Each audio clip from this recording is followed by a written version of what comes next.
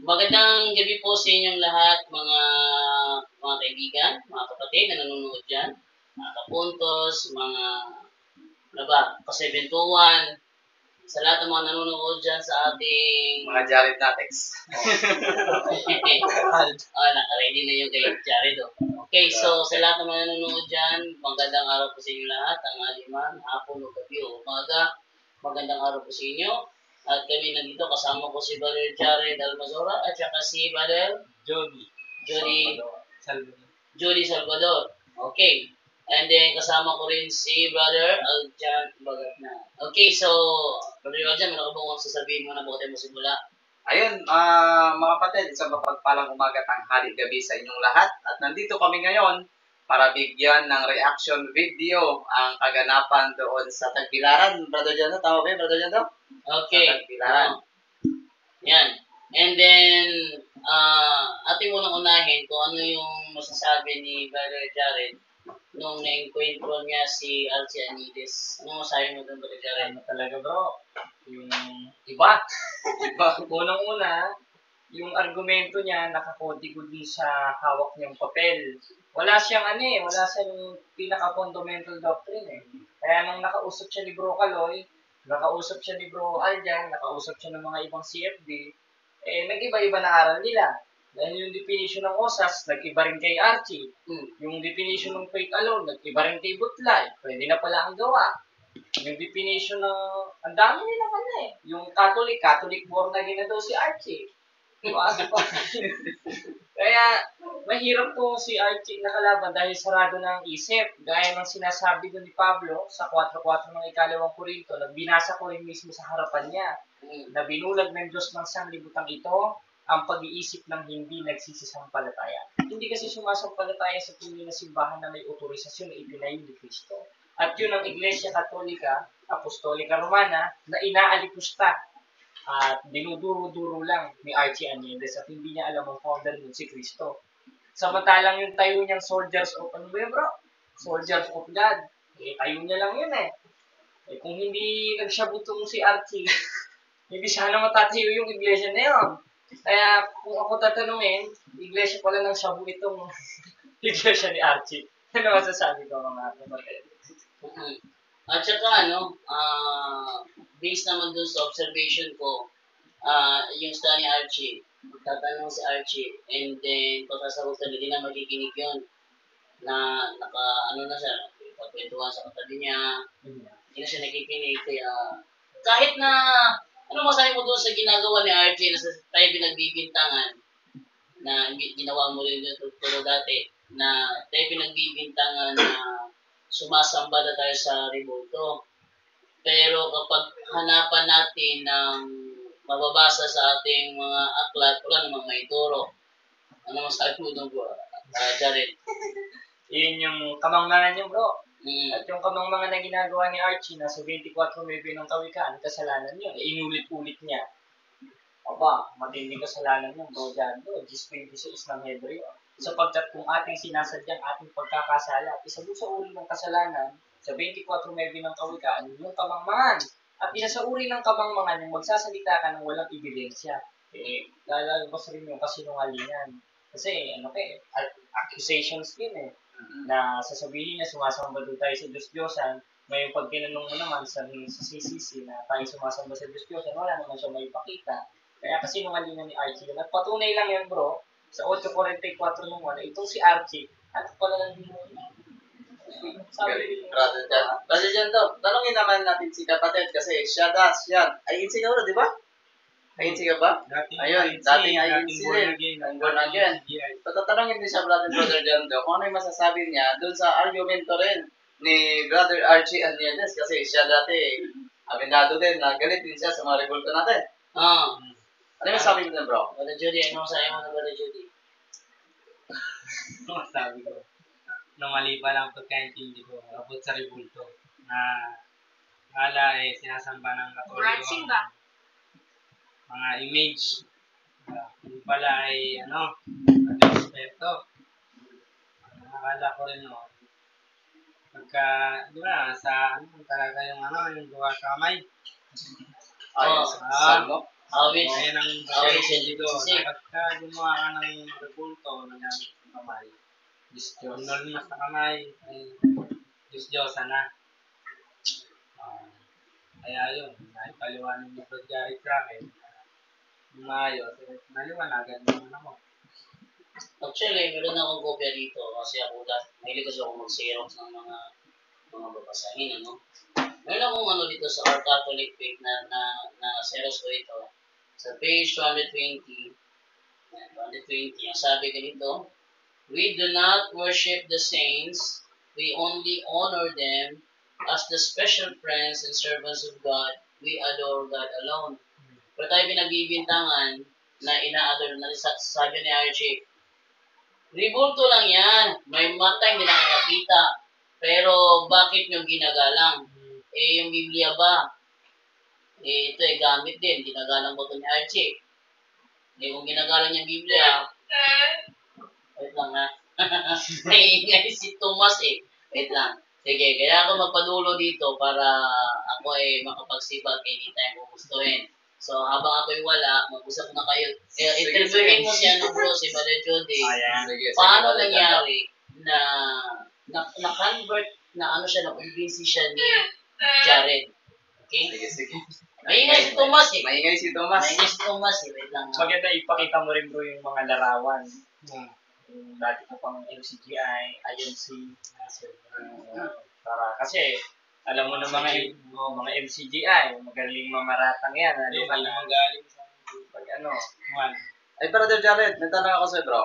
Ano masasabi mo doon? Kasi nakita naman sa live natin at sa mga record natin na sinabi ni Brother Archie Aniedes na yung Diyos daw, si Panginoong Kristo, ay walang muka. Nako. Ano yung masasabi niyo doon dalawa, bro? Una, ikaw, Brother Jared. Ang masasabi mo doon sa sinabi ni Brother Archie na hindi tunay na mukha ni Kristo, yung mukha natin, sabagay pinaamin naman natin yun, yun ay artista. No? Pero yung sinasabi ni Brother Archie Aniedes na walang mukha ang Panginoong Kristo na nakakatawa kung iisipin lang natin. No? Ano yung masasabi ng dalawa doon? Una, ikaw, Brother Jared. Unang-una, nakakatakot naman yung Kristo niya, bro. Yun yung sinasabi sa 24:24 ng Mateo, ng totoong Kristo, na maraming lilitaw ng mga bulaang Kristo.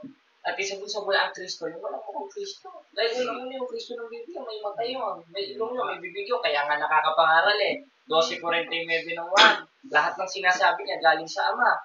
Ibig sabihin ng may sinasabi, meron siyang ginagamit para makapagsalita, ito may bibig siya. May ilaw rin, may mata rin, kaya siya nakapaglalakbay. Inutusan pa nga mga alagad eh. Yumaman kayo sa bawat bansa. Bakit alam niya? Eh, nakita niya eh. Eh, kung walang muka, walang mata, walang ilong, eh, paano makakapangaral yun? Paano makakakita yun? Eh, ano ba yan? Archie, mga pinagtuturo mo sa mga tao, mga miyembro mo. Wala ang Kristo yung bro. Okay. Sige bro, ikaw naman bro. Ano yung masasabi mo doon sa sinabi ni Brother Archie, no? Na walang mukha daw yung Kristo natin? Sipin mo bro, kung mangyayari yun, ano mangyayari sa tao? Hindi namang mangyayari walang mukha. Ano pa yung sinabi na ako yung pinailaw sa ang nakuha ko. O yun, tama. Saan kaya sinubo yun? Kaya si Archie Aniedes talaga nakakatawa talaga. Sumakit ang ulo ko doon bro. Oo. Wala ako sa gilid eh. Walang mukha yung Kristo. Ayan. Pero tandaan natin kapatid, no? Na ginawa ang Diyos ginawa ng Diyos ang tao na kamagkasing kawangis niya. So, ibig sabihin, may mukha talaga. Kasi tayo, nung mabasahin natin sa Biblia, ay tayo kawangis ng Panginoon.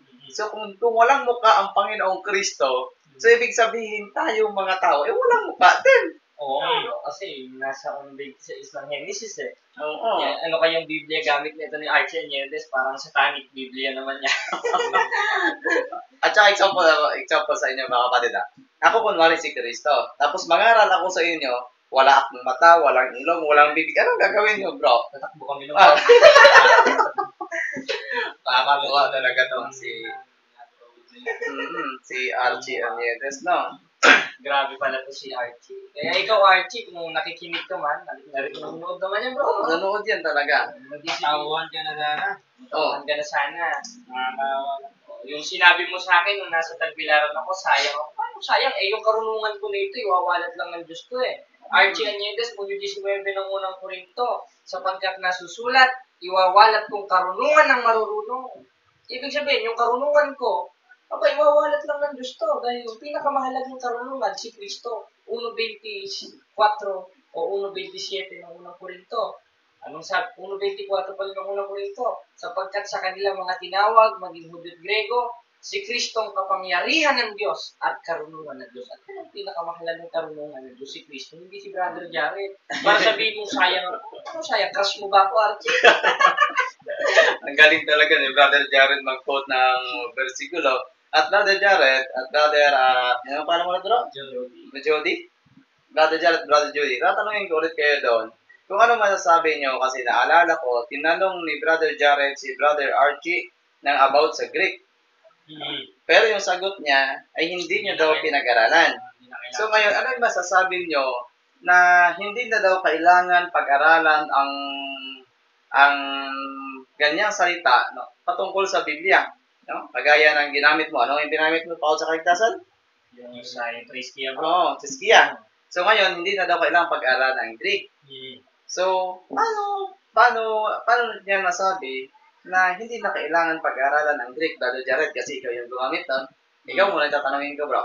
Unang-una, yung sinasabi ni Archie na yung bro, na pagsaaral ng mga apostol yun. Dahil unang-una, sa unang Thessalonica 5:21-22, subukin ninyong lahat ng bagay. Ingatan ninyong mabuti, hindi mabuti, yung mga lumang manuskrito ng Biblia. Dahil ang Biblia, originated in three translation, Aramaic, Hebrew, and Greek.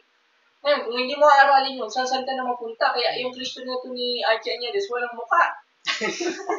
Doon pala nang galing kasi hindi niya naunawaan. Yun, bro. Ay, naawa. Ikaw, bro, ano yung masasabi mo doon, bro? Sabi ni Brother Jared. Ako unang nakaisip. Ay, nasasabi ikaw. Ikaw ang unahin natin, bro, no? Dito naman tayo, dito pa rin tayo kay Brother Archie kasi yung topic ni Brother Darwin Butlay ay about naman yun sa kaligtasan ng faith alone. Dito naman tayo kay Brother Archie, no? Sa sinabi naman ni Brother Archie Añedes, brother pa rin kasi kaibigan natin. Wala naman tayong kinaka-away na physical dito. No? Walang personalan. Tayo na dito tayo para magpaliwanag na naman. Kaya brother, kapatid pa rin ang turing natin sa mga kapatid natin. Yun ang turo ng ating simbahan. No? Love pa rin ang mamamuna. Ay, tatanungin kita, bro. Anong masasabi mo sa sinabi ni Brother Archie na yung adoration daw, sa live natin, kinig ako noon, no? Tawang-tawa nga ako doon, na ang adoration daw ay halos magkatumbas lang ng respect. Ano sabi mo doon, bro? Siya muna, bro, kasi baka masabi mo na naman lahat. Brother Jared, wala naman masabi siya. Wala akong masabi niya. Ni Brother Jared, masabi mo doon, bro? Unang-una, wala naman tayong aral na sinasabi ni Archie na yun, na magkaparin kasi. Kaya nga doon pa lang sa pangalan, magkaiba na eh. Adoration, veneration. Magkaiba. Parang si Archie at Dimon, magkaiba. Diba? Pero, yung sinasabi niya na yun, bro, out of context siya doon. Kaya yung ang hirap kay Archie Añedes na bira lang ng bira, hindi niya iniisip kung anong sinasabi niya. Eh, kumbaga sa babae ito, busal-salan dapat ito ng utak ng utak. 2:11 hanggang 12. Na ang babae mag-aral at tumahimik. Kung babae si Archie. Ayun lang. Baka magbinabae. Kaya nga, ang dami niya sa akin chat nung nag-convert ako sa Catholic. Chat na siya sa akin nun eh. Sayang ka, bra. Anong sayang, Archie? Ano? Oo. Sa pagiging sa kanya. Kaya nga nung nakausap ko rin siya, bro, Arjan eh. Bumalik na rin daw ako kay Soriano dahil si Soriano may sabat daw. May sabat. Ibig sabihin nito, hindi niya pinopromote ang sarili niyang reliyon. Naku naman, Archie. Patay ka ngayon. Sagot ka, bakit? Sabihin, mabuti pa yung SDA. Sa'yo, SDA ka na lang. SDA ka, yung gusto mo. Huwag mo mitama eh. Ayun ang sa kanya, wala siyang pakialam, SDA, Mansoriano, basta mayroong sabat. Oo, basta may sabat, no? Galing talaga nito ni, Pero kung mag-SDA ito si Brother Archie Añedes, pero baka kain pa rin ito ng baboy. Paborito niyang handaan Oo. sa ano niya yun parokya niya yun Oo, baboy. Kada Sabado. Ngayon, may isa tayong naalala na tinanong siya doon ni Brother Jando na ang propeta ba ay nagrespeto? Ay kailangan bang irespeto ang banal na kirubin? Yung sagot doon una ni Archie Onides ay hindi kailangan respeto. Yun ang kanyang sagot, hindi nirespeto ng mga propeta. Pero nang binasahan siya ni Brother John doon ng talata na may mga propeta na nag-respeto sa kerubin, ang sagot niya ay oo, nagre-respeto sila pero hindi sinasamba. So, laban bawi itong si Pastor Anides. No? Laban bawi ito, actually first time ko nakita si Pastor Anides sa personal. First time ko. Kaya sayang-saya ako noon na talagang tuwang-tuwa sa mga sagot niya rin. Tapos nag-self ano pa siya na sabi niya, wala silang nagawa. No? Wala silang chance, wala daw tayo chance. Ayun, ano masasabi mo doon bro, na yung turo ni Brother RG ay laban bawi. No? Sapagkat kung ikaw talaga ay tunay na nanampalataya sa Diyos, ikaw turo mo ay sa Diyos, dapat kung ang turo mo ay may pundasyon. Hindi yung lalaban ka dito, tapos babawiin mo ulit. No? Ano ikaw bro? Ano masasabi mo doon bro? Malaking kamali. Ano ba? Talaga. Kung magtuturo ka lang, tunay at totoo na. Hindi naloloko ka ng mga kapwa mo tao.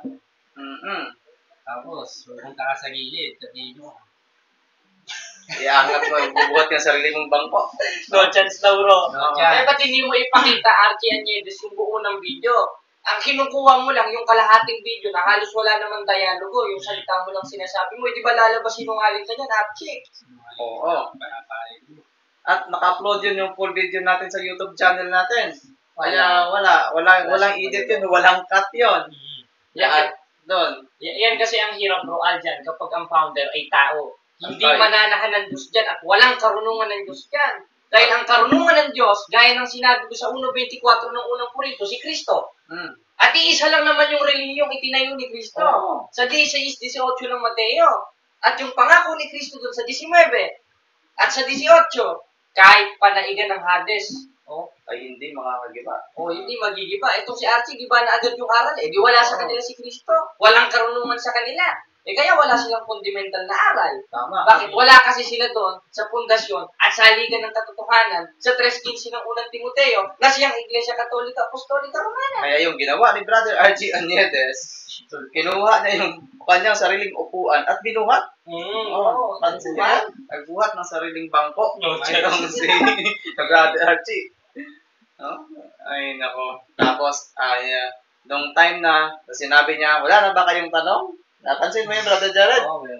Nagsabi siya doon na, wala na ba kayong tanong? Ubos na ba yung katanungan nyo? Marami pang nakapila magtatanong. Actually, sinabi niya pa nga na sigurado akong alala to ng mga viewers natin. Kasi sinabi niya na yung pagrespeto ay dapat irespeto sa buhay, ibigay sa mga buhay. Kung narinig mo, naalala mo yung Brother Jared? O Brother Bro?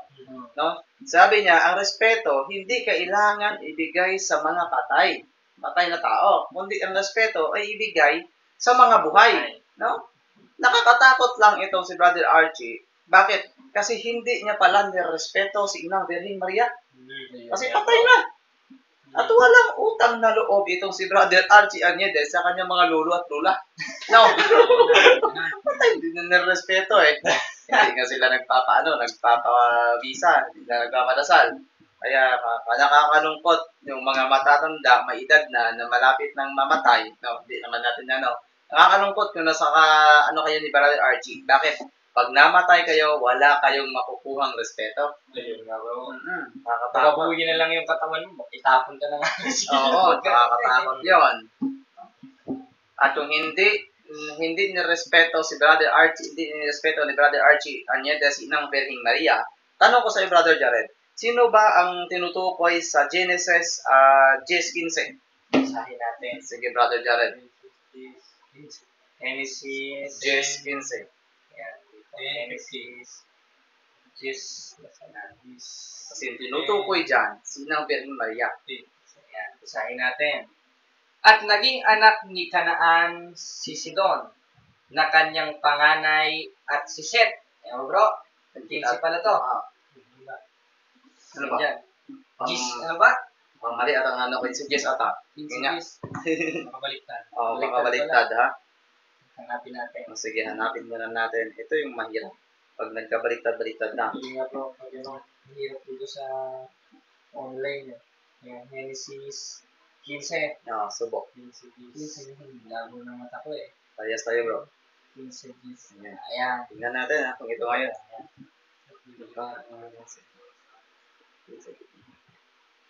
Ayun, di ko na naiiwan, nakalimutan ko na.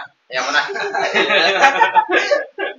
At kung, sige, di na tayo maglagay ng verses. Kung hindi nilalagay ni respeto ni ina ni Archie, si Inang Birheng Maria, may nakasulat sa Biblia, hindi na natin na-quote, na ang lumalaban sa kay Inang Birheng Maria ay parang kung sa Bisaya, kaliwat o bitin. Kaliwat ng, ng ahas. So, ibig sabihin, si Brother Archie, ay lahi ito ng ahas. Nakakatakot. Nakatakot talaga. Nakakatakot itong turo ni Brother Archie Aniedes. Brother Jared. Kaya, di ko alam kung ano yung gagawin natin. Dahil puro na tayo Archie, ay dugtungan natin. Play naman bro. Dito tayo kay kapatid na Father Darwin Butlay. Maganda yung pangalan. Darwin pa naman sana. Kasi maging Butlay lang, no? Ngayon, dito tayo kay Butlay. Dako tayo kay Butlay, kapatid. Si Butlay ay yung target niya sa kanyang mga top, humingi pa nga siya ng 5 minutes para magpaliwanag patungkol doon sa kaligtasan. Ikaw bro, ikaw unahin ko, baka sabihin mo, maubos na naman ni Brother Jared. Jared, walang prino eh. Tatanungin kita bro, ano masasabi mo sa sinabi ni Brother Butlay na faith alone? Kasi faith alone naman yung patungo sa kaligtasan, yun yung topic ni Brother Butlay. Ikaw bro, ano yung topic mo doon na pananampalataya lang ang kailangan para tayo maligtas? Ay, hindi pwede yun. Hindi pwede yan. Hindi pwede sabihin mo lang sumasampalataya. Kanino? Ayun na, tanong, kanino? Kanino ka sumasampalataya?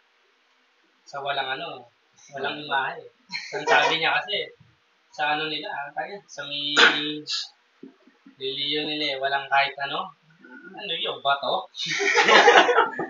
Tsaka yung sinasabi ni Butlay bro, na pananampalataya na lang, kulang yon. Dahil una-una, ang itinuro ng mga apostol, lalo na si Apostolo Pablo sa 13:13 ng unang Korinto, nananatili ang tatlong ito. Hindi naman isa eh. Hindi kalaban mo talaga Darwin Butlay si Pablo. At lahat ng isinulat ni Pablo, 14:37 ng unang Korinto, utos ng Diyos yun. Sino kalaban mo, Darwin Butlay? Ang Diyos. Ikaw mo, hindi ka na nahiya. Nangangaral-ngaral ka pa sa daan, nangangaral ka pa sa online, sasabihin mo, ikaw ang katotohanan. Paano katotohanan, ikakontra mo yung Diyos? Tama bro. At kung sasabihin ni Brother Butlay na faith alone, paano ito nakasulat sa Santiago 2:26? Yung faith without good work is dead. Paano katawan na walang spirito yung patay? Paano ito? Kung pananampalataya at pananampalataya lang ang kailangan natin, Brother James at Brother Jody, kung pananampalataya lang, logic ba? Gamitan natin ang konting logic.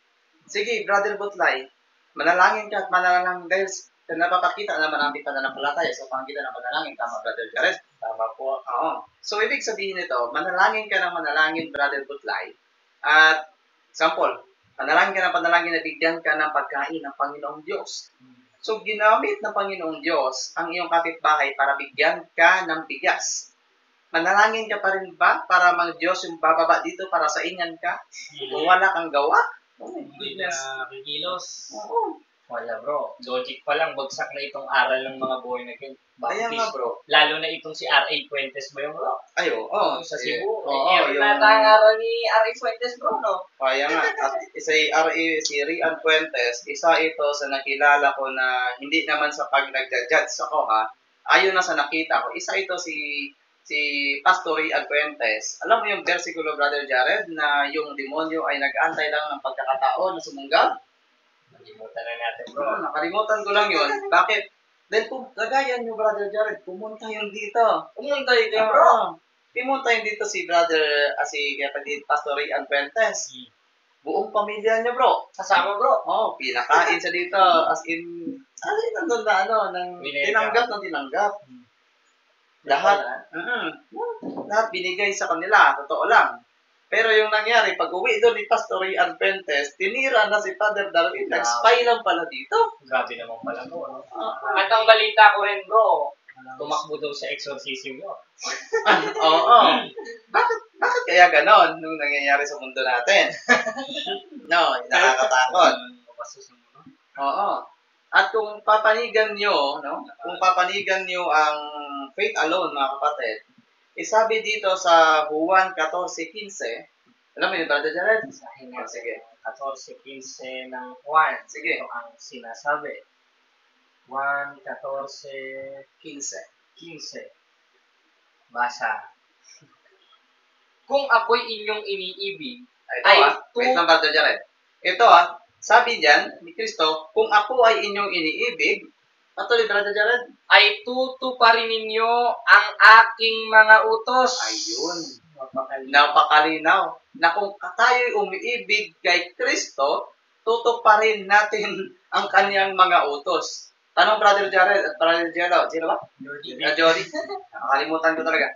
Pag sinabing tutuparin ang kanyang mga utos, pag inutusan ka ba, Brother Jared, ay hindi ka gagalaw? Gagalaw ako dahil yun ang katawan ng mga apostol, bro. Sa 3:18 ng unang Juan, dahil para masunod mo yung utos ni Kristo, ang sabi ni Apostol Juan sa 3:18 ng unang Juan, huwag kang iibig ng salita, ni ng di naman, kundi ng gawa at katotohanan. Oo, tama yun. Pero ito paniniwala ni Darwin Butlay, pag ikaw ay inutusan, mananampalataya ka lang. Tsaka inihahambing nila dyan. Talaga, Bro, Aljan, ang inihambing nila dyan, yung nakapako sa krus. O ba, kung kailangan eka ng buhay, ba't yung nasa tabi ni Kristo, ligtas agad? Hindi na eka pinabautismo, hindi na eka pinagawa. Ang katabi niya agad, sabi ni Kristo, kakasamahin kita sa paraiso ko, wala namang ginawa, hindi naman umanib sa iglesia. Totoo, anong masasabi mo doon, bro, Aljan? Ayun, yun ang mahirap sa atin. Kasi kung puro ka naman faith alone, tapos hindi ka naman sa tamang iglesia, no? Ay, yung paniniwala kasi din na Brother Jared, kahit walang iglesia makakaligtas sa atin. Yun kasi paniniwala din nila, no? Na kaya kailangan na daw ng pananampalataya. Faith alone talaga mga to, no? Di ko alam kung anong sentido ng tanong mo, Brother Jared. Kasi nag-iisip ako ng itatanong din sa inyo, no? Kaya sa narinig ko lang, itong si kapatid na Butlay ay hindi niya priority ang reliyon. Sa kanya lang ay faith alone. May diligtas ka na. Kasi bro, kung ang magiging aral ni Butlay kailangan ng relihiyon, wala naman siyang maaakay dahil masyado siyang magaspang. Oo. Siya yung pinatuparan ng ikalawang Timoteo 3:1, masuwain sa magulang. Kasi nung nagdebate kami yan, sumisigaw yan din yata sa magulang niya eh. Ganun ba yun? Oo bro. Mamaya na! Masakit. Dito, nasa tindahan siya. Patay, yung naglaso nito. At para matapos agad, no? Matapusin natin agad, magagandang sinabi ni Kristo na hindi faith alone lang ang kailangan. Brother Jared, pabasa nga po ng James 2:24, Brother James. 2:24 ng Santiago. Ito ang sinasabi. Nasaan ang Santiago 2? James, Santiago 2:24. 2:24. Padugtong yan doon ng Santiago 2:26 na binasa natin. Nakikita ninyo na sa pamamagitan ng mga gaway, inaaring ganap ang tao at hindi sa pamamagitan ng pananampalataya lamang. Napakalinaw. Ayan, napakalinaw na yan, Brother Butlay, no? So, sinabi sa Santiago 2:24, ayan na, naubos na yung battery ng ating solar. Kasi brand out dito ngayon, mga kapatid. Surviving. Ngayon, mga kapatid, dito sa James 2:24, no, napakita dito o binasa dito na hindi pala kailangan pala ng gawa at hindi sa pananampalataya lamang. Napakalinaw, Brother Jared. Dahil sa talatang ito, bro, ano yung masasabi mo doon, bro? Nakalimutan ko yung pangalan mo. Jody. Jody. Sabi ko dyan, kailangan ng gawa. Hindi pwedeng nalang ka lang na pwede bang magkakotse ako. Pero nakaupo lang ako dito. Oo, Hindi ako tama. okay dito. Kakaroon ng kotse niya, kung hindi ka magtrabaho niya. Pangarap ka ng pangarap, wala naman gagawa. Hindi ka naman gumagawa, hindi ka trabaho. Ganun din sa pananampalataya. Kailangan mo kumilos at gumawa ng mabuting gawa. Upang magandang Para matuloy ka sa iyong pangarap. No? Kasi kung puro lang tayo pangarap, pangarap na tayo na pangarap, ano bro?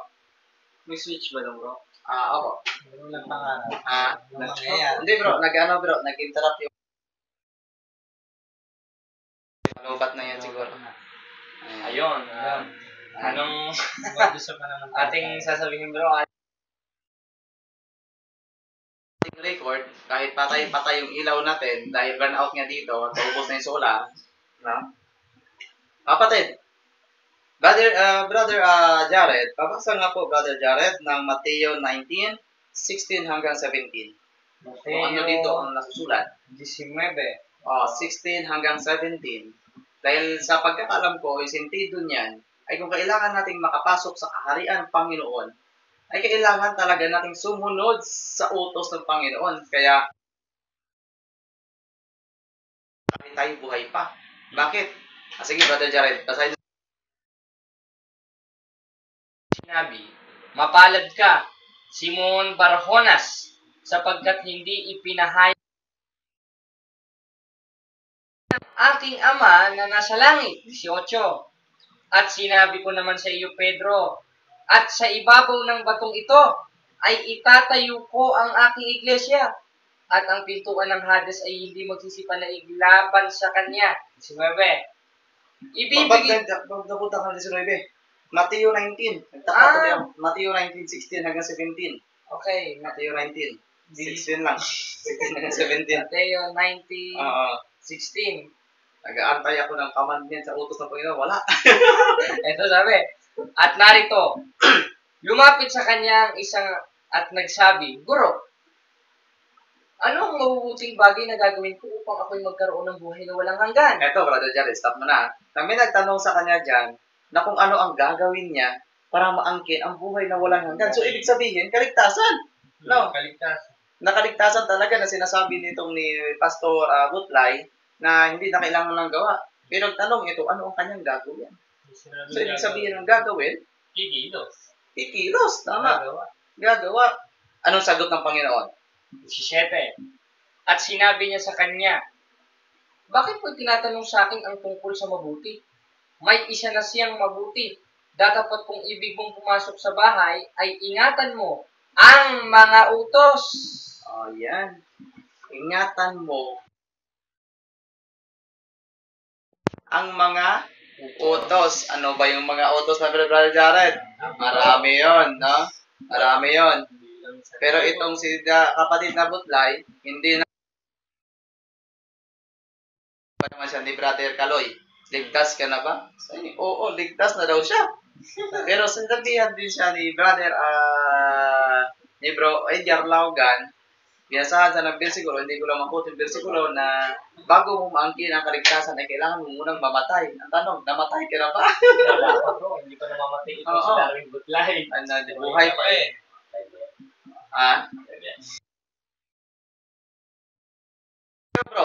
Ikaw bro, ano? Jody. Patanungin kita. Butlay, na siya iligtas na kahit hindi pa siya namatay.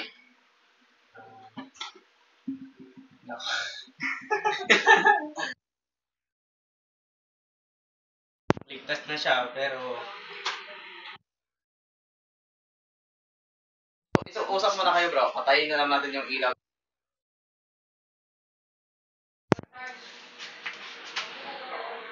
Usap muna kayo bro.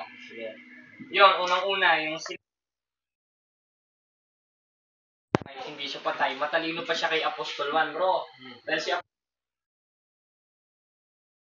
ngayon anak tayo ng Diyos at hindi pa nahahayag kung ano magiging tayo. Ibig sabihin, ito palang mga apostol at mga alagad na kausap ni Apostol 1, na alagad at apostol ni Kristo, hindi pa alam kung ano mangyayari sa kanila. Tapos si Butlay, alam niya, hindi pa nga namamatay yung tao ito. Hindi matalino pa pala sa mga apostol itong si Butlay. Kaya impertinente at palpak talaga ang aral nitong mga Baptist at born again dito. Lalo ka na R.A. Fuentes, tinipin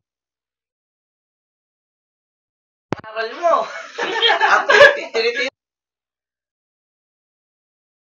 ni Pastor Rian Fuentes, Brother Jared. Yes. Tutulan mo yung 3-2 ng unang 1. Mali ba ang ito? Apostol 1 dyan sa 3-2 ng unang 1? O ikaw ang mali? Na ngayon, mga anak tayo ng Diyos, hindi pa nahahayaw ng unang Korinto, sa pamamagitan naman ito, ligtas kayo kung matyaga ninyong iingatan ng mga salitang ipinangaral ko sa inyo. Ibig sabihin ng matyaga, future progressive yun eh. Nagpapatuloy yun eh, habang buhay ka pa. Ibig sabihin, ligtas kayo kung matyaga ninyong susundin ang utos ni Kristo. Sa papaanong paraan, kukontrahin na naman ito si Butlay. Hindi naman, kundi ng gawat at born again. Mali ang aral niyo. Patay na naglason. Kayo ng naglason. mga apostol. Tapos may pa English pa itong si R.A. Fuentes. Kala mo professional na debatista itong tao ito. Oo nga. Lalaban ka pa kay Padre Darwin. Naghahamon ka pa ng diskusyon. Lumaban ito kay Padre Darwin dati, bro. Lumaban nga yan, bro eh. Wala namang napatunayan eh. Nag-claim ito na nanalo. Ginamit pa yung libro ni Brother Dwayne Gartojano. Ito sinabi ko sa'yo. No, si R.A. Fuentes na tuloy. Ako noon at binuksan ko yung libro kasi binigyan kami isa-isa ng audio ang Iglesia ni Cristo. Makaklat ni Brother Dwayne. Na ganun, hindi ikaw ang nagsulat nun, kapatid. Kaya, kung ako sa'yo, no, kunti na ni Brother Dwayne Gartojano. Yari ka, nako. Patay, yung record pala natin, putol-putol din to. Kaya itong si R.A. Fuentes, mabait.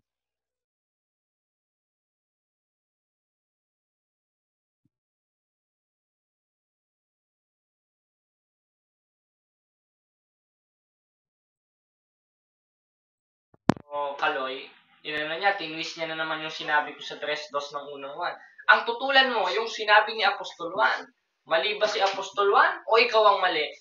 Yun ang tanong talaga. Yun ang tutulan mo, R.A. Fuentes. Hindi yung kung saan ka pumupunta. Pupunta ka sa versikulo ganiyan, versikulo labahan, versikulo inuman, lasingan. Pumunta ka doon sa versikulo na binasa ko sa 3-2 ng unang 1. Dahil absolutong katotohanan yan. Hindi chismis yan. At hindi ko in-interpret yan dahil interpreted na ng mga apostol yan. Sinong nagsulat? Si Apostol 1. Sa 1-3 ng unang 1, ang sabi ni 1, lahat ng aming nakita at narinig ay siya naming ibinabalita sa inyo. At isa doon sa ibinalita ni Apostol 1 na hindi chismis, na ginagawang chismis nito ni R.A. Fuentes, yung 3-2 ng unang 1. Magunos dili ka, R.A. Fuentes, apostol ang nilalabanan mo. At pag apostol ang nilalabanan mo, mismo si Kristo ang nilalabanan mo. Dahil meron kang record dun sa Kaya ang tanong ko rin sa'yo, yung tanong ni Padre, tama ba yung Fuentes, yung nasa Facebook, yung nasa linya siya ng mga perang pastor? kasi si Pastor Rian Fuentes, mga kapatid, no, kung babantayan natin yung kanyang mga post, talagang ipinaglalaban. Actually, nagdebate ito sila ni ng kanyang mentor. Meron Si rin. si Pastor, hindi ko na, basta pumasok yun sa punto por punto. At yung topic nila, alam niyo kung ano? Ano bro? Tights. Patay tayo niya. Itong si Pastor Rian Fuentes, no? Hindi, sa tingin ko lang, hindi ito katikisim ang target sa mga tao. Bakit? Mas importante sa kanya ang tights. Ayun nga bro. Ayun din yung video nila na ina-atake yung video ko.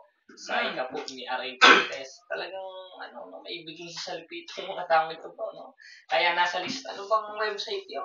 Hindi ko alam yung website ng Brother Jared.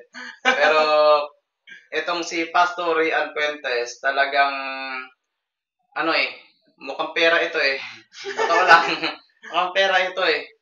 Kasi, mas pipiliin niya na ipangaral ang tithes para sa kaligtasan. Bakit Pastor Rian Fuentes? Bababayaran mo ba ang train papuntang langit? Kailangan nating mag-ipon para sa'yo? Oh my goodness, ano bang nangyayari kay Pastor Rian Fuentes, no? Hindi na si Butlay ang topic ngayon, Brother Jared, Brother Jody. Kasi bro hindi ko lang mapigilan, nananahimik lang ako. Ako ang inaatake na itong grupo ni James, yung bro James na Baptist. James, yung pastor ng Iwe? Yung pastor ng Baptist rin, na akala mong, siya daw si, yung Christian Prince ng Tagalog. Yun? Yung binugbog ni Rashid Indasan sa diskusyon. Yun, nagyayabang-yabang. Tapos, magkatropa yan pati si Fuentes, pati yung inflatable props daw. Kung talaga inflatable props kayo, palutangin nyo sa diskusyon. Oo nga. Hindi ako naghahamon pero kung gusto niyo ng friendly dialogue, R.A. Fuentes, pumunta ka sa amin, welcome ka naman. Papakapihin pa kita sa plaza. Grabe naman. Yan ang ko sa'yo, Fuentes. Ang topic natin, patunayan mo, sa panahong Kristiyano, utos pa rin ng ikapututol ako. Patutunayan ko, mukha kang pera sa demonyo ka. Ayon sa Biblia. Pero baka hindi yun nalaban si Pastor Rian Fuentes sa'yo, Brother Jared. Bakit? Bago yun nalaban, baka humingi yun ng hingi yun ng natin. No? Kasi yun ang mahirap. Yun, may narinig rin akong ganun bro Kasi, tights pa nga lang, pinaglalaban niya na, no? Paano pa kaya, pupunta pa kaya to ng ibang bansa, ng ibang lugar kung, kung wala itong mark money, wala itong dalang pambayad? Nako, pakitayin niya mo. Baka kuhaan pa yun, kagaya nung naalala ko yung nagdebate kayo ni Brother John Doe, nung unang debate mo kay Brother John Doe, na may isang pastor na pumunta doon at nagsabing haharap siya kay Brother Kaloy, pero kailangan may ticket. Naloko na. Nangyari na sa mundo natin. Hindi na kaligtasan yung target ng mga pastor. Ito lang. Nakakalungkot. Yan ang nakakalungkot. Hindi na target ng mga ngayon yung kaligtasan. Kundi target na nila yung makalikom lang ng 10% na makakapunta sa kanila. Ano bang nangyayari sa mundo? Wait lang ha. Okay. At dito na tayo ngayon, kapatid. Gusto ko magtanong dito kasi Iglesia ni Cristo. At may kinakakausap ko lagi na Iglesia ni Cristo may nagchat-chat sa akin na Iglesia ni Cristo nagtatanong. Gusto ko na magtanong sa'yo at saka yung kapatid ko kasi isang Iglesia ni Cristo yan, bro. At hindi ko pinipilit na pumasok kasi may isip din, may freedom kasi tayo. Yun ang natin. At tatanong ko lang sa'yo, bro.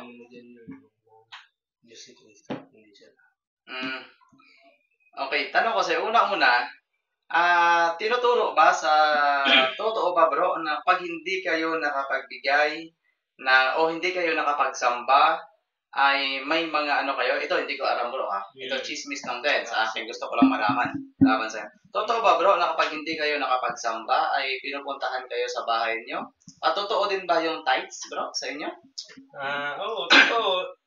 Yung sinasabi na pinupuntahan sa bahay kapag hindi na nakakadalo, yun yung 3 linggo na, ganyan. 2 linggo, 1 buwan. Yan, pupuntahan ka niya kasi kakamustahin ka nila.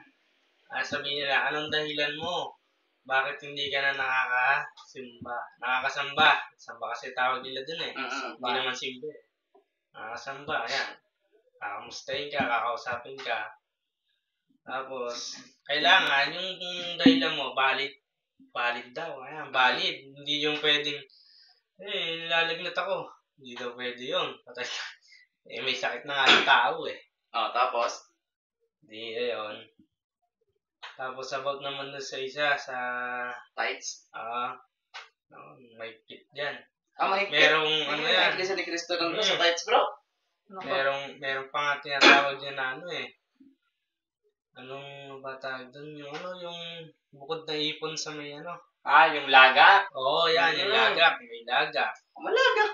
bago ko narinig ko yung lagak, bago ko lang talaga narinig yun, bro. Maliban sa tithes ng Iglesia ni Cristo, ay meron, liwanagin ko to kasi first time ko to narinig. Maliban sa 10% tithes, no? 10% ang hinihingi ng Iglesia ni Cristo, Iglesia kayo ni Cristo ano itong lagak, as in lagak. Ano itong ibig sabihin ng lagak at saan ito papunta yung lagak na to, bro?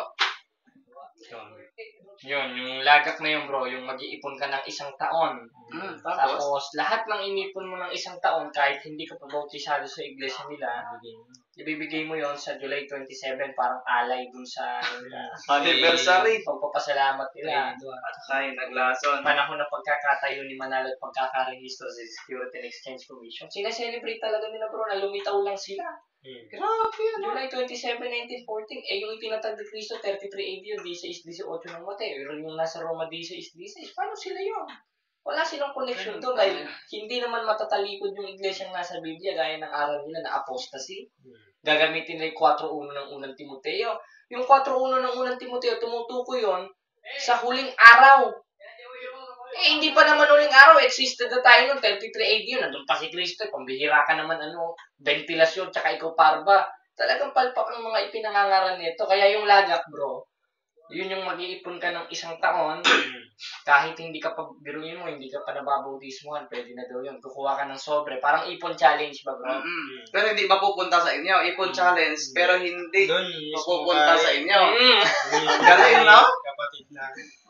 Galing talaga nito.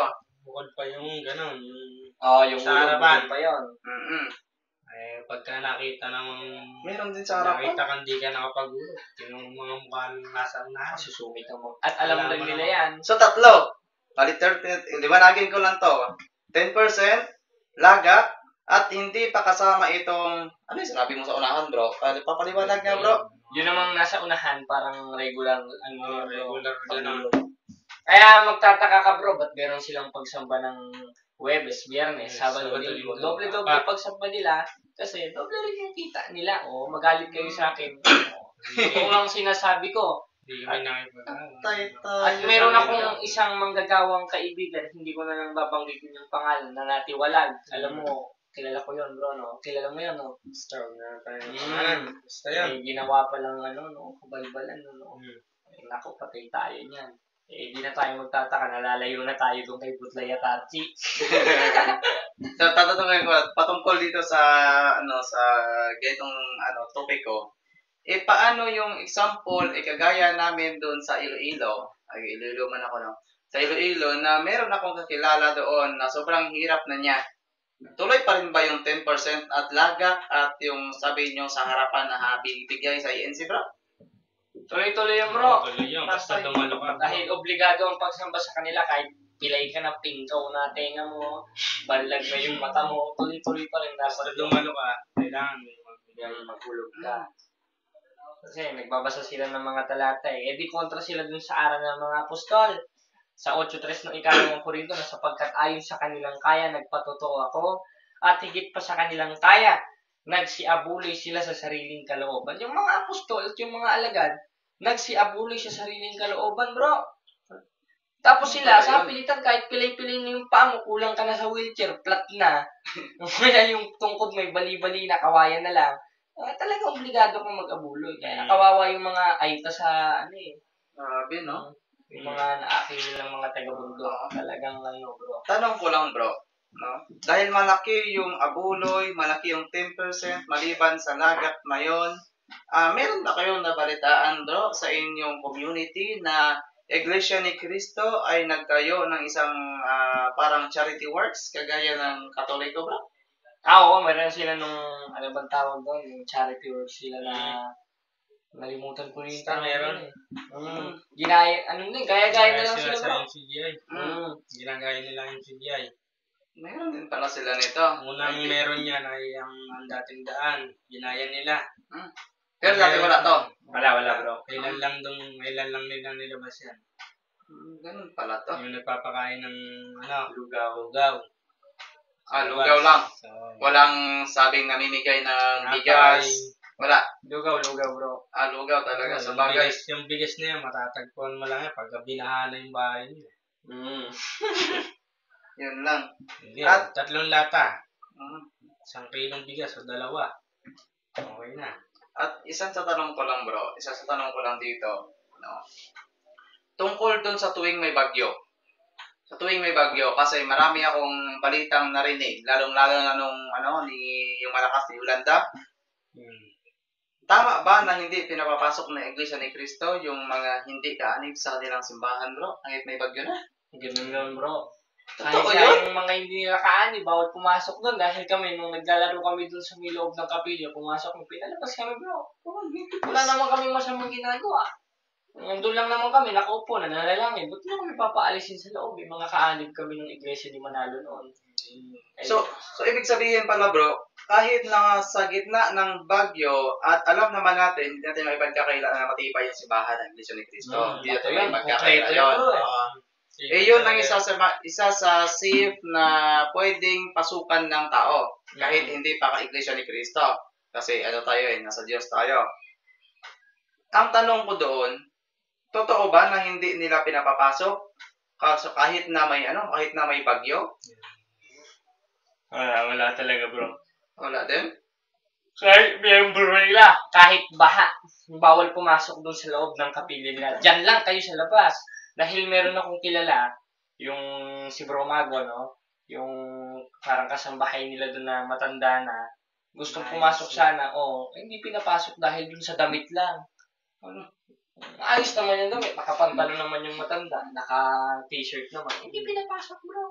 Saklap ng pagkakataon. Sa Katoliko, kahit yung damit mo, basta kailangan mo ng tulong, talagang papasukin ka. Sila Kristo nga, no? Oo. Sa mga bulag pa, sa mga basurero pa na si Lazaro nga, no? Naranasan ko yun eh. Sa akin, hindi na umayos ang suot ko. Palit daw ako. Palit ako ng formal. So yun, okay na. Pero bawal ang damit ewan. Kasunod, Brother Jared, kasi yung battery natin, burn out sa atin ngayon, is 2 bars na lang. Kasunod, Brother Jared, magkukuha tayo ng record gamit yung Zoom kung saan ka may time, no? Sige, bro. Para makapag-usap pa tayo, no? Kasi magandang usapan to, mabunyag natin yung mali lalong-lalo na at tumagal kayong dalawa sa Iglesia ni Cristo at si MCGI, no? Ma-expose natin yung yung mali doon, no? At mga kapatid, no? Sa mga kasabetuan natin na taga-subaybay, please follow po ng page ni Facebook na lang ni Brother Jared Almasora. Palaki, tingnan, ganda ng pagtaas ng followers ni Brother Jared.